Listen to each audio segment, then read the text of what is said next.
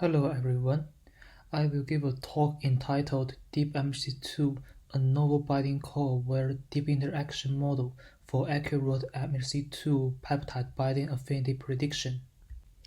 Major histocompatibility complex molecules play a significant role in the T-cell-mediated adaptive immune response.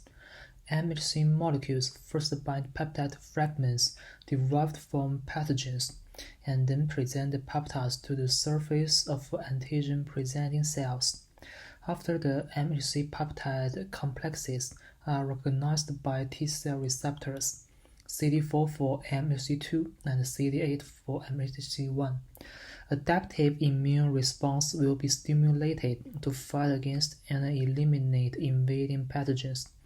Therefore, accurate identification of MHC-binding peptides is thus crucial for not only elucidating the mechanism of immune recognition, but also facilitating the design of peptide-based vaccine and cancer immunotherapy. The challenges of predicting interaction between MHC2 molecules and peptides come from two sides: MHC2 molecules and peptides. For the MHC2 molecule side, there are thousands of MHC2 molecules with their own binding specificity, and the binding groove of MHC2 molecules is open at both ends, which cause large variation on length of binding peptides. For the peptide side, the binding groove of MHC2 has 9 pockets, where one amino acid residue of the binding core of a binding peptide fits to one pocket normally. The peptide MHC binding affinity is primarily determined by the interaction between MHC2 molecules and the binding core of peptides. However, it has been found that peptide flanking regions, PFRs, which is outside of the binding core, also affect the binding affinity.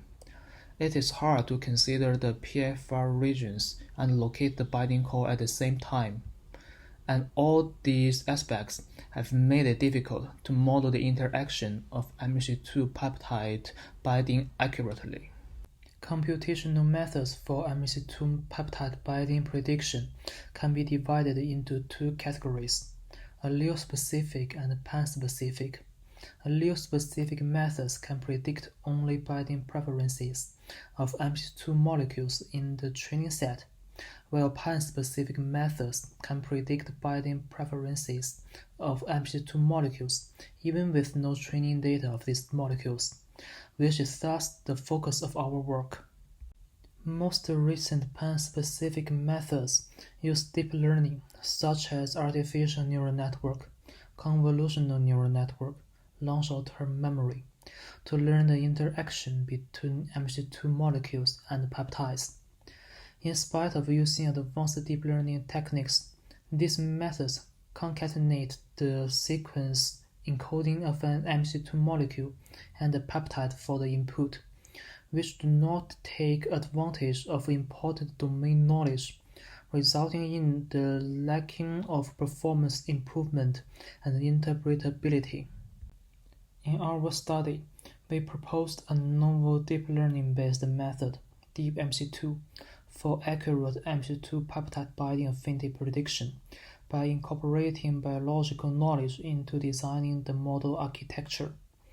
The basic idea of DeepMHCII is to use deep learning to explicitly model the interaction between an MHC2 molecule sequence and a peptide, and considering the crucial residue for binding, to focus on only the interaction between the binding core in a peptide and counterpart important amino acid residues, which is pseudo-sequence in a MHC2 molecule.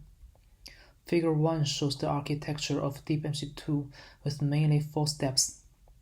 We apply an embedding layer to the peptide sequence and also another embedding layer to the pseudo-sequence of MHC2 to obtain deep semantic dense representations. We use a binding interaction convolutional layer to obtain the representation of binding interaction between the potential binding cores and the MHC2 molecule. we use fully connected layers and a max pooling layer to extract the interaction of peptide and MC2 molecule. We use an output layer to obtain the predicted binding affinity. Specifically, DeepMHCII is modeled, considering the following three distinct features: binding core and PFRs in each peptide, pseudo-sequence, which is the sequence with only crucial residues for directly interacting with the binding core of the counterpart peptide in each MC2 molecule, interaction between a peptide and an MC molecule by the interaction between all potential binding cores and the pseudo-sequence. Comparing with the state-of-the-art methods, DeepMHCII explicitly modeled interaction between each potential binding core and MC2 molecule by generating convolutional kernel for each MC2 molecule instead of simply concatenating. Given these properties, DeepMHCII has achieved high performance and interpretability, which were thoroughly validated by extensive experiments. For the input layer of the DeepMHCII, we use two embedding layers to encode amino acid sequences for peptides and MC2 pseudo-sequences. For a given pair of a peptide sequence and a MC2 molecule pseudo-sequence, the output of the embedding layers are matrix X for peptide and matrix Y for MC2 pseudo-sequence. Then we use a binding interaction convolutional layer, BICL, to obtain the representation of the interaction between peptide X and the MC2 molecule Y by considering all possible binding cores of X. BICL generates different kernels for each MC2 molecule. Specifically, letting M be the size of a binding core equals to 9 in our problem. We use the weighted matrix WK with the size of M times 34 to generate the kth kernel as FWKY, where F is the activation function. Considering the effect of both binding core and the PFRs, we used 4 different kernel sizes: 9, 11, 13, and 15. For example, kernel size of 15 is used to consider the effect of 3 more amino acids in the left and right side of binding core, respectively. For each kernel size, we used a different number of kernels. Next, we use n fully connected layers and a max pooling layer to obtain the representation G. Finally, we use the output layer to obtain the predicted binding affinity Z hat. Our training objective is to minimize the mean square error MSE. Practically, we trained T models with different random initial weights and used the average over the T predicted scores as the final prediction. For a given pair of peptide sequence and MC2 molecule, we remove max pooling layer of DeepMHCII, use the output layer after n fully connected layers directly to obtain predicted score of each 9-length potential binding core. The 9-length subsequence of peptide with the highest score will be recommended as the binding core of this pair. To evaluate performance, we first use the 3 publicly available benchmark datasets: BD 2016, ID 2017, and BC 2015, to train and evaluate DeepMHCII and competing methods. BD 2016 and ID 2017 for MC peptide binding affinities, and BC 2015 for predicting binding cores. BD 2016 was used for 5-fold cross-validation experiment, and peptides in each fold were grouped with common motifs. ID 2017 was compiled from IEDB in 2017 for evaluating different MHC2 binding peptide prediction methods.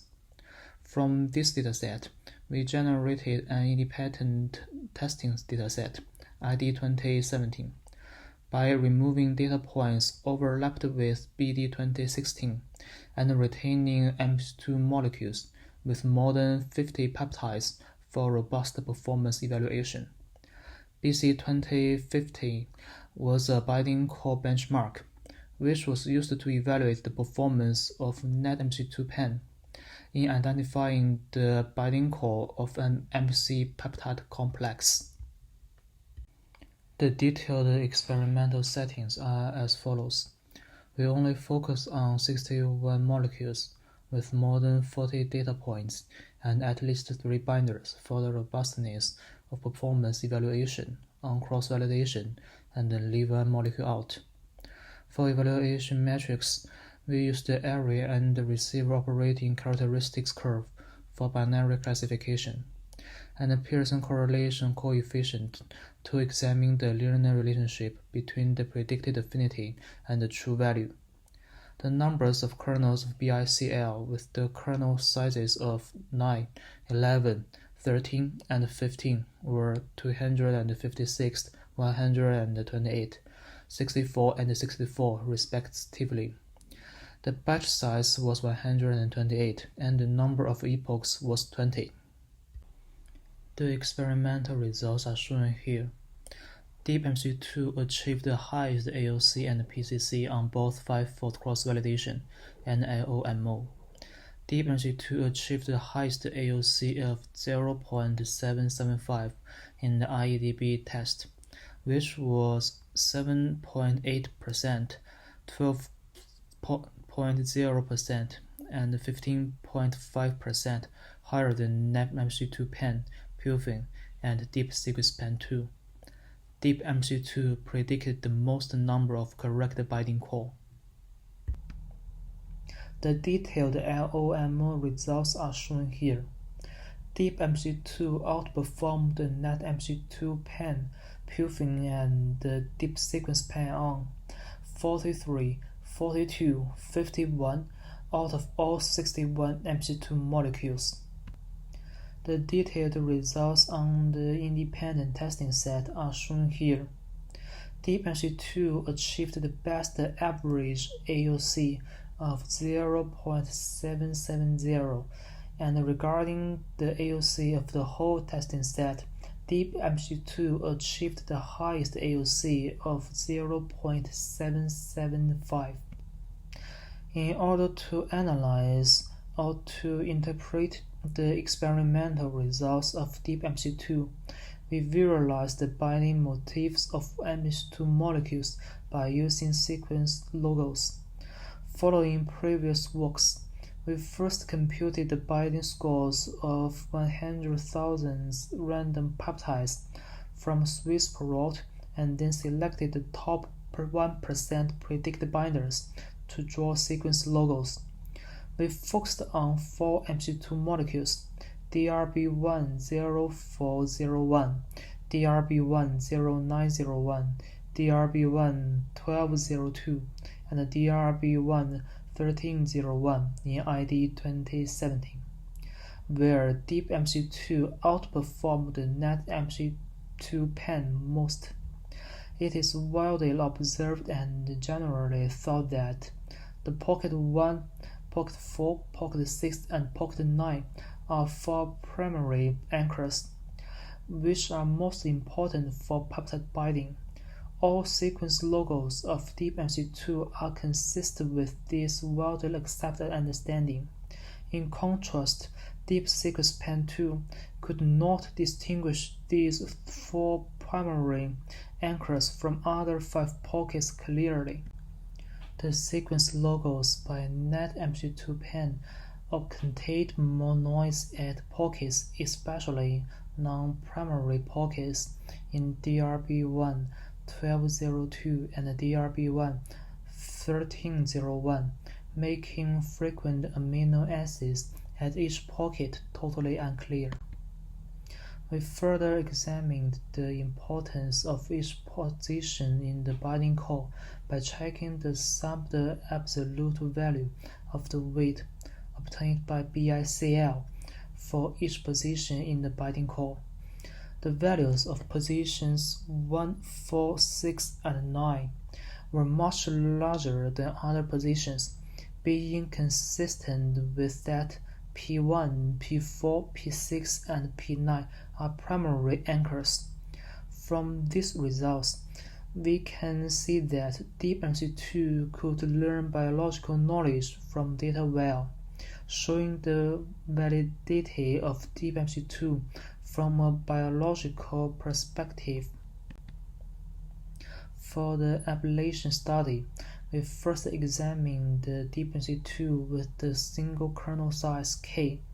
It can be found that models with K for 9 outperform the models with K for 5 or 7. This is consistent with that the standard binding core is with 9 amino acids.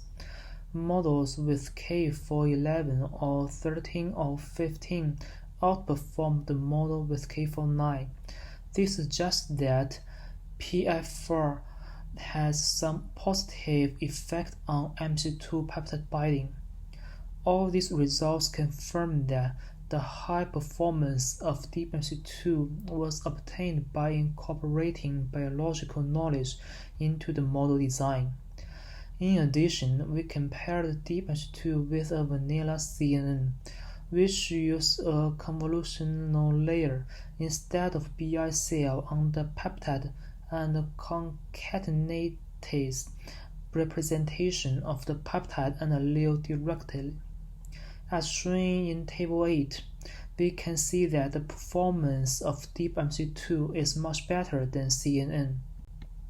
Here is my presentation. Thank you.